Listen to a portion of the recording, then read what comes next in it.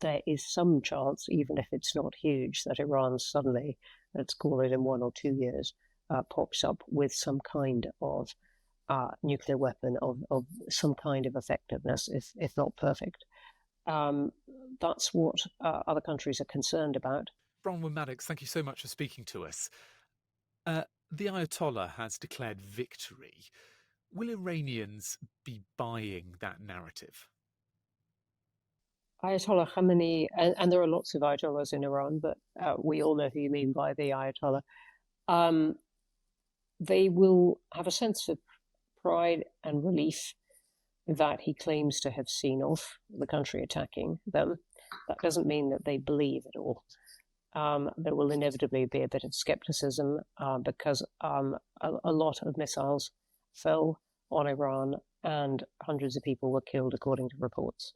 So they will have had a long history of Iran claiming victory when it was something a bit more qualified. But there are signs that Iranians, even if they don't like the regime, have rallied behind him under this attack from Israel. Well, that's the question. Do you think, how will it affect his regime stability?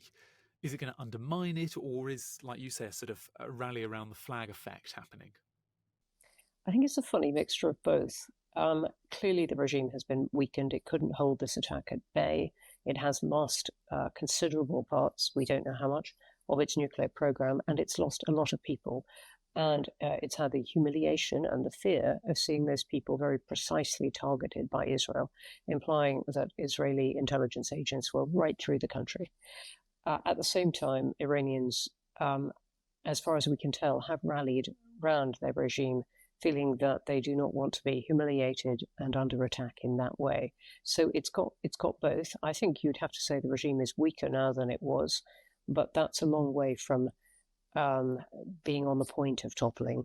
And the forces that, if or when they do bring down the regime, are going to come very much from inside, not outside. Khamenei has said that Donald Trump is exaggerating the damage to nuclear facilities in Iran.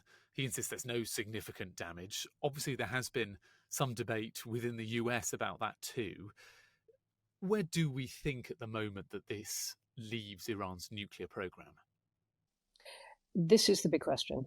And it's even more precise than that. Where are the 400 odd kilograms of highly enriched uranium, enriched to just one short step away from weapons grade, that Iran has already acquired?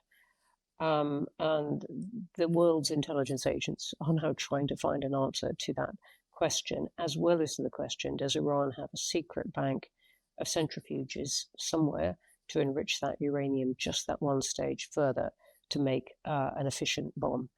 And you really have got very varying intelligence reports on this. I think absolutely understandably, intelligence agents or formal UN inspectors have not yet got back into Iran to say, we don't know where the intelligence agents are, but to say where this stuff is.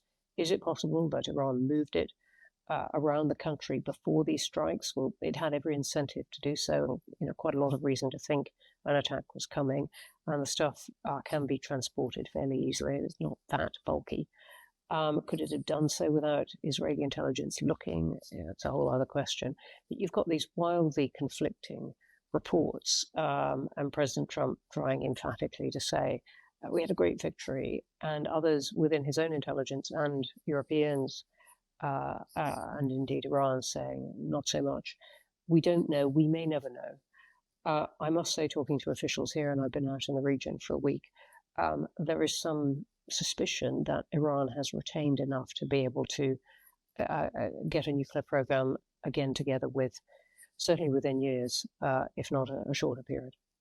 And by years, I mean, that could be sort of any length of time. Donald Trump says decades. His leaked intelligence report says months. How many years, if we had to put a number on it, would we be having to think about an Iranian nuclear bomb? The point is we can't put a number on it. The point is we don't know.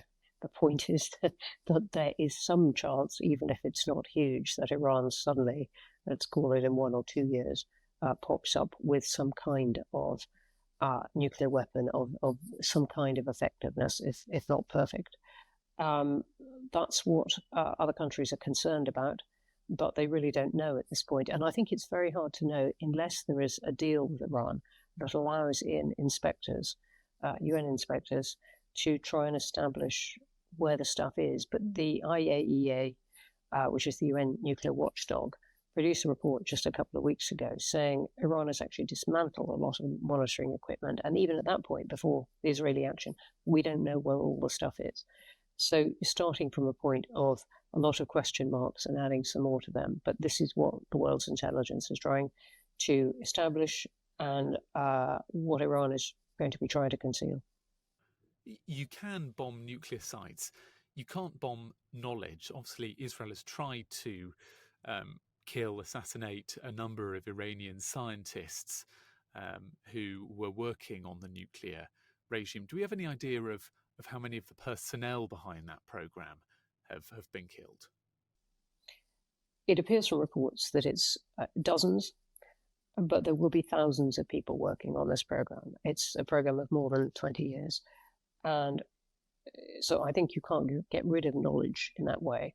The thing that they can get rid of, and where there is an argument about, they could have caused a lot of damage, is the cascades, which is an array, a sort of linked array of these tall tubes called centrifuges, which need to be made out of especially hard steel, and then have to spin very fast at very controlled rotations and all be linked together with huge power supply. And that is a very fragile construction and a very bulky one. It takes up holes. And so those, it seems, have been destroyed. The question is, did Iran reconstruct those anywhere else? And there are some intelligence reports suggesting that it had done so on a small scale recently. We just don't know that. Where does this leave diplomatic efforts? Donald Trump says there's going to be more talks next week. What, if anything, do we expect that to achieve now? I think we should set our expectations low. Donald Trump is giving every sign of relishing what he's been able to do so far, which is a strike that supported Israel's actions. He can claim victory, and now he'd like to claim a sort of diplomatic peace, a ceasefire. And I would think he would like to exit at this point. His own base, the MAGA base, does not want another foreign war, let alone in the Middle East, which has brought America such grief, despite many presidents trying to extract themselves from the region. And his voters really don't want that. The opposition really doesn't want that, the Democrats as well. So there's a lot of incentive for him to try to announce some kind of peace and get out. What I think other countries, including quietly those in the region, but also Europeans, will want is some kind of negotiation that keeps Iran in the nuclear inspection regime, although the Iranian parliament just voted to come out of it, but the Supreme Leader hasn't endorsed that yet, keeps it in that inspection regime, and so tries to get some kind of assurance over all the things we've just been talking about, what the extent of the nuclear weapons program is. And I'm calling it a weapons program because even though Iran says it's for civil purposes, this has gone so far by such an extent beyond what you would need for civilian or medical purposes that it is compatible, in my view, only with the weapons program. Is there any indication, you've spoken a bit there about the Iranian parliament, that Iran's position might be shifting and they might be willing to engage in talks in a different way than they were before 12 days of airstrikes? I would imagine that they don't want to be bombed again for all kinds of reasons. The instability in the country and the damage it would do to their wide leadership, including military leadership, and the damage it might do to what remains of the nuclear program. The officials I've talked to in the region, neighbors of both Israel and Iran, say if Iran is smart, and they all give the Iranians lots of credit for being smart, they will try and lay low, take part in some kind of negotiation and try to regroup under the surface and work out really what has been damaged and what hasn't. Is there any route, do you think, to sanctions being reduced or lifted on Iran, particularly around its nuclear regime?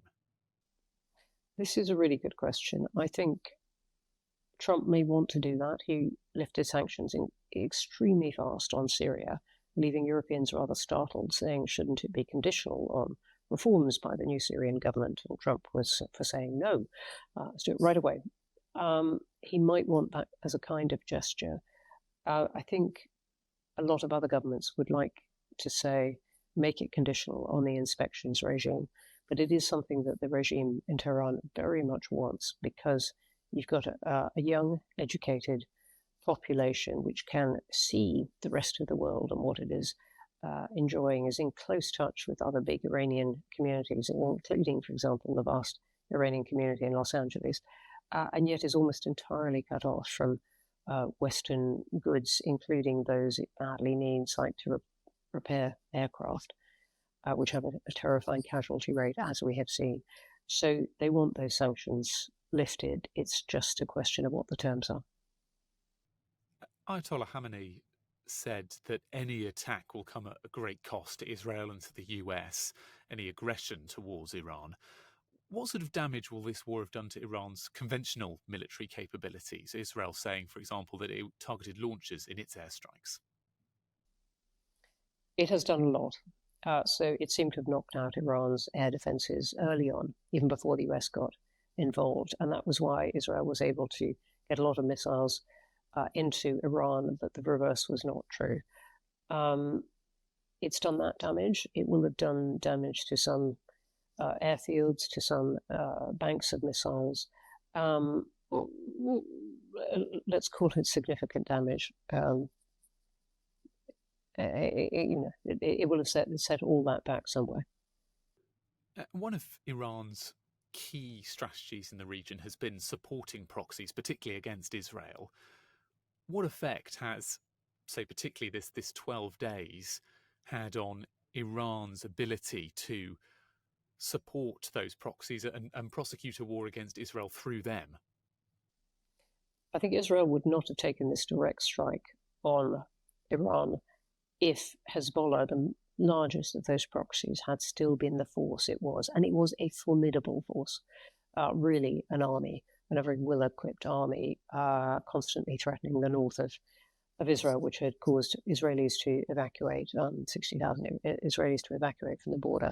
If Israel hadn't already significantly weakened Hezbollah last year, I don't think this whole conflict would have happened. But Israel's success against these proxies, Hamas, but much more significantly Hezbollah, really paved the way for this. And Hezbollah, which does remain there, and it remains essentially part of the government of southern Lebanon, it made clear that it didn't want to join in this time. It was not going to come to Iran's support. The others are much smaller. Hamas is struggling and contained in the horrendous situation that is Gaza at the moment.